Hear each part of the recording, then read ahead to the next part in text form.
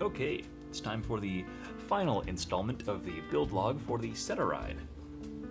I believe in the last episode, it was just ready to get sent out for paint, as I recall.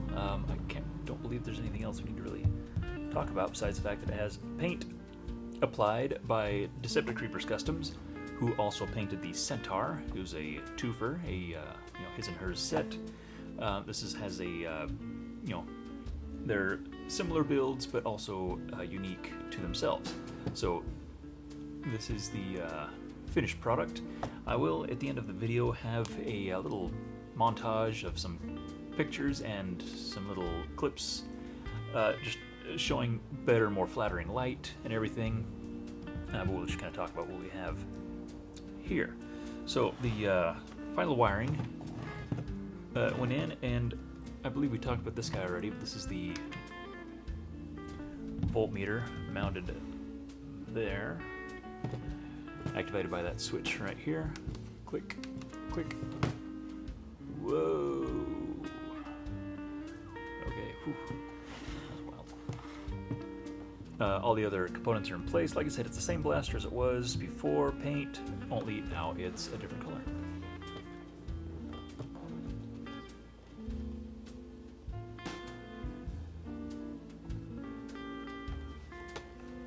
The battery door here is magneted on. I can't remember if we talked about the magnet thing or not, but it just locks in just like that. Have just a little bit of a hole big enough to get your fingernail in, so you can just pull it out. Get your wires, locks up nice and solid. It's not gonna, it moves around side to side a little bit, but it's not gonna come off in the course of playing or anything. So, really like how that came out, and that's why I've been doing it to everything. I just really like that treatment there. This is this is a Neo Rhinos in a riot cage, as I recall, as requested by the client. I'm not even sure I'm not sure I've actually put over the Crony yet. What the heck, they're advertising getting around 150, 160 or so. We'll just do this real quick. Okay, I think something's wrong with my chronograph because those were all hitting sub 100. That doesn't seem right to me. Of course, there's all sorts of dust and everything on top of the chronograph, so maybe my little eyeballs in there are goofed up. At least shooting around the garage, I guess practical applications, it's working just fine. I mean, it hits things, so that's really interesting, huh? So I guess I need to clean the Crony. But it does seem, like I said, apparently we can't get accurate numbers, but practical application, it seems to work just all right. As a side note, part of the gimmick is we have the green voltmeter here. It's to match the voltmeter display on the Centaur, also in green. And it's supposed to have a ammo counter, also in green, so they all match. Unfortunately, the ammo counter that I got that mounts onto the side rail here, it isn't. His little sensor isn't censoring, which is a bummer. I'd mounted it a few times just in test fitting, and but never actually had a chance to field test the apparatus.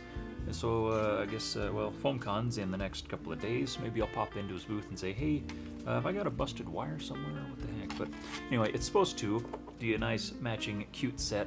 They both have side-mounted, matching colored LEDs, ammo counters, and then the matching colored voltmeters. They're again still independently styled, each to their own, but also still similar. So it's kind of that same but different theme that the whole package was all about, as far as being a his and hers set, Centauride being a female centaur, at least that's what Google said. And so when the centaur is already named and the client wanted a blaster for his wife, it just seemed natural that's the route we would go. This being a softer hue, more of a fuchsia kind of color, similar paint scheme overall though. So that's kind of the gist of the build. For more details on other things, you can always consult the previous episodes, but this is just kind of the final announcement of like, hey, this thing's done. So there it is. It will be at FoamCon, but by the time this video hits, FoamCon will have been over and done with. So if you're watching this now and you want to see it, well, it's too late, and it's going to be going to the customer, the client, right after the event this weekend. So I will, like I said earlier, I'm going to roll into a little montage of pictures and some video, just a little more flattering pictures of everything, and we'll put some nice music to it so it makes you feel good. So that is that, and I guess we'll be seeing you next time. Wishing blue skies and green lights to you and yours, and may all your troubles be teeny weeny ones.